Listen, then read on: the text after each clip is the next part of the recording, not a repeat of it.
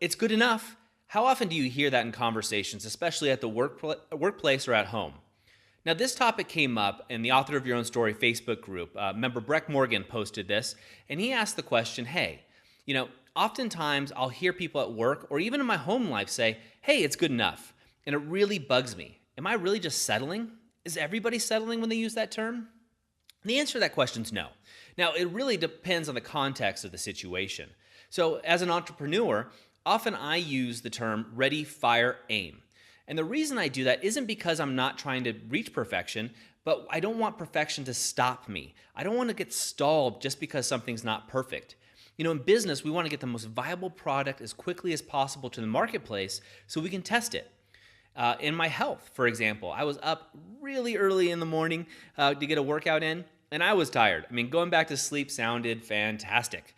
But in other words, I went to the gym instead. Now, it wasn't a perfect scenario. However, I got a fantastic workout in, and that workout was good enough. It wasn't the perfect workout, but good enough. Take these daily growth hacks.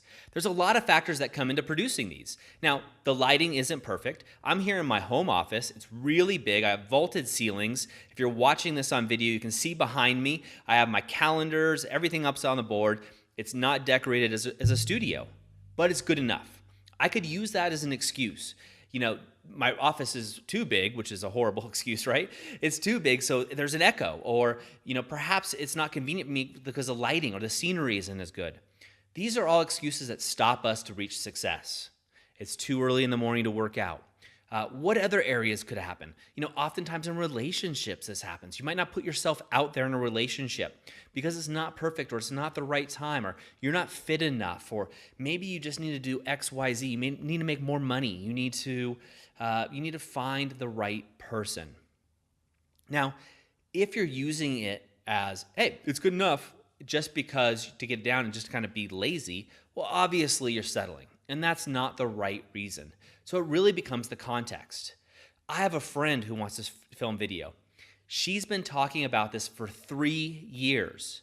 She's got camera equipment. She's got the lights. She's got editors. She has everything necessary, but she hasn't filmed a video yet. Why? It's not perfect. The lighting isn't right. The background isn't right. The timing isn't right. Sometimes she's tired. Sometimes she just doesn't know what she wants to say to the marketplace. She is so concerned with it being perfect that it never happens. Now, what happens here is the psychology of in your mind, you have this image of yourself, the success that you are. And I believe that you are a success. But what happens is fear sets into that success. And you get so engrossed in this idea of how great you are that if you actually put yourself out there and try something and really go after it, even if it's just good enough, that if you fail, you're going to crush your inner view of yourself. You need to let that go. So I'm going to ask you this. Where in your 5 to thrive are you actually settling by saying it's good enough to try to get through? But really, where are you acting out of fear, trying to go for perfection? And not just putting something out there, putting yourself out there. In the area of your mind, is there a language you're not learning because it's not the perfect time? Or maybe your pronunciations, like me with Spanish, is horrible. Or maybe it's your body. Maybe you don't have the right gym or, you're not close enough. Or maybe it's, my ankle hurts so I can't work out. Or it's not the perfect time. I don't have the right clothes to go work out. People are going to judge me.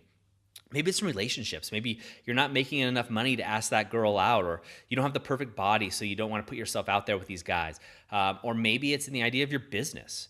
Maybe you're not bringing videos and audios and everything you can to the marketplace. Maybe you're not putting yourself out there. Maybe you're stuck in a job that you absolutely hate because you feel you have to. That's settling. So I'm going to ask you to write this down. Write down mind, body, soul, relationships, and business on a piece of paper. And take 5 minutes for each of these and think about where in your life are you settling? Where in your life do you want to be good enough? Where in your life do you need to take action to have the first viable product or the viable solution and bring it towards your goals? That's it for me today.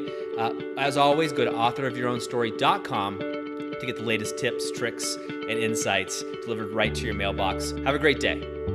I have a question for you. What if you could transform your life for the better in just 90 days? Would you do it? Our 90-Day Game is an online program and community created for people like you who are ready to make a shift and take those dreams and goals they've been talking about for years and turn them into a reality within 90 days. Go to authorofyourownstory.com/90-day-game and turn your goals into reality.